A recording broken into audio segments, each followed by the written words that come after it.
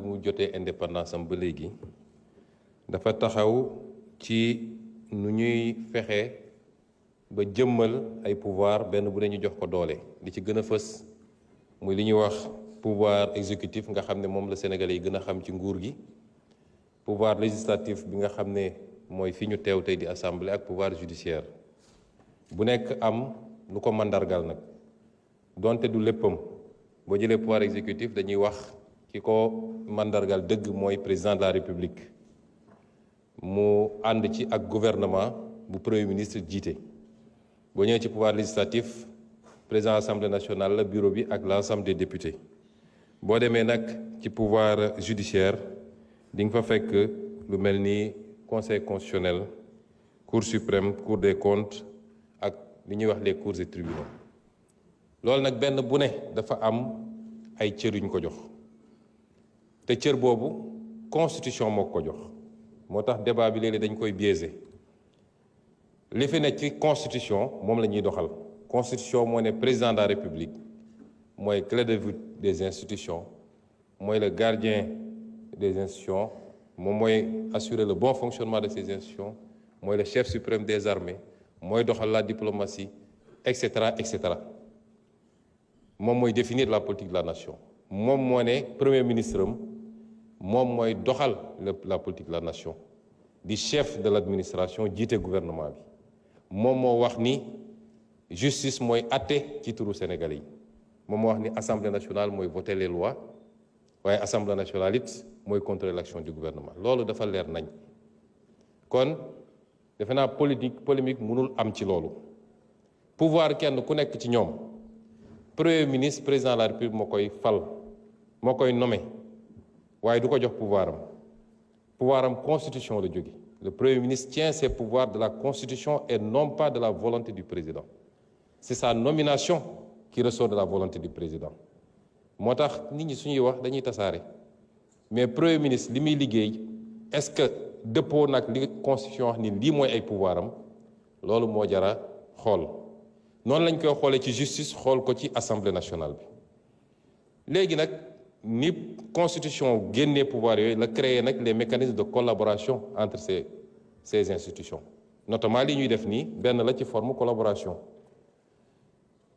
est-ce que doy na, mat na, wala dañ ko war a mottali? loolu ñëpp dëppoo nañ ni les institutions ne sont pas dressées pour le sommeil, comme on dit. ces institutions évoluent au gré du temps et de l'évolution des sociétés. ba tax ñu jàpp ni institution yi war na évoluer. ñu ngi ciy liggéey nag, président am na lu mu ciy liggéey, waaye yéen ñii sax député yi xam leen ni am ngeen capacité ak sañ-sañu proposer des modifications yu war a améliorer les institutions. parce que l'initiative de la loi appartient concurremment à l'Assemblée nationale et à l'exécutif. bu leen ko fàtte mukk. donc du affaire u exécutif kese, waaye lu ñuy def la ci ubbi ko, muy discussion yu yaatu, consensus. am na ci loo xam ne fii bi ñu fi musee njëkkee ñëw am na benn député opposition, honorable Tafsir Thioye interpellé ma ci réforme yi, waaye dafa am idée bu mu génne woon, ma jàpp ni idée bu rafet la. bi ñu ci waxtaanee ak président dañ koo jàpp, mooy au lieu ñuy génne réforme yi par benn benn, nañu jël le temps de travailler à un paquet de réformes bu xóot boo xam ne bu ñu paree nag ba def large concertation avec toutes les forces de la nation, ñu xool ndax voie référendaire la, est-ce que voie législative la, est-ce que neneen ak neneen. ci loolu la ñu nekk. mais pour le moment Sénégal amul problème mu institution. mu jëm nag ci critique yi ñuy def ci fonctionnement institution yi. dañuy wax ci justice, noonu lañ ko mën a wax d'ailleurs ci assemblée nationale. les lenteurs à l'assemblée nationale il faut ñu wax ci, ndax def ngeen ñaata weer ba léegi règlement intérieur mënagu leen ko jël.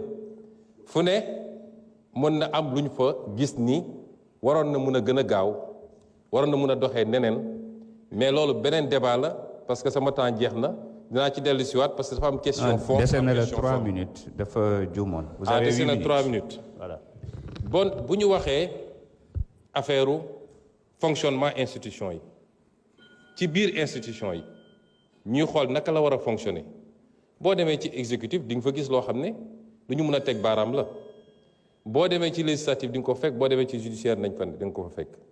l'institution judiciaire nag dafa am un rôle central ndax moom moo war a stabiliser la nation en réalité moom su doxee ni mu war a doxee mu war a stabiliser la nation mu am ay notions yu ñuy jël man pour man ay erreur la indépendance de la justice d'abord indépendance de la justice tekkiwul un gouvernement des juges où la justice est totalement coupée de tout ñoom ñooy doxal nu mu leen neexee d'abord justice pàcc yu bëri la su ñuy wax indépendance de la justice dëgg c'est les juges des juridictions de jugement et de l'instruction certainement mais le parquet par essence kan mooy autorité am mais c'est le parquet reçoit des instructions du ministère de la justice qui n'est pas une autorité judiciaire c'est une autorité politique dans le sens de membre d'un gouvernement buy doxal la politique du gouvernement dans le secteur. La politique pénale, c'est le gouvernement qui la détermine, c'est pas les magistrats. Ce que j'entends par politique pénale, moi, dans le ci biir corpus légal bi mënuñu ko génn l'État à tout moment peut dire telle question man jàpp naa ne dama ko war a traiter de manière plus rigoureuse ou alors war naa mën a am flexibilité ma jël benn misaal bu ndaw boo jëlee lu mel ni infraction bu jëm ci cannabis loi ne c'est 10 dama joxe exemple rek de su loi ne masalan 10 ans maximum 6 mois minimum selon le moment l'État peut décider que la politique pénale ci instant bi c'est un traitement beaucoup plus doux donc on ne le voit pas au-delà de 2 ans en tout cas ci rek li procureur di requérir wala État ne damay durcir parce que situation bi laaj na ko ça c'est la politique pénale ça relève de l'État warul génn ci cadre lu loi permettre mais État moo koy def la loi dit que le gouvernement chaque ministre a le droit et même l'obligation de saisir la justice sur découvrir une infraction et même d'instruire la justice c'est pour des raisons de rationalité que le gouvernement yëpp dajale ko teg ko ci loxo ministre de la justice kon foofu am na un lien ombilical parce que l'ordre public relève de la responsabilité de l'exécutif dans un pays maintenant les juridictions du jugement ñoom dañoo am seen indépendance ñu teg ko ci ñaar yu am solo bu ci njëkk mooy le principe de l'inamovibilité mooy juge bi munoo parce que neexuma ma ne dama ko fiy jëlee ñaareel bi mooy leur soumission obligatoire à la loi ils ne servent que la loi ils ne reçoivent pas d'instruction seen intime conviction la ñuy juger c'est comme ça que fonctionne la justice. Merci beaucoup jërëjëf.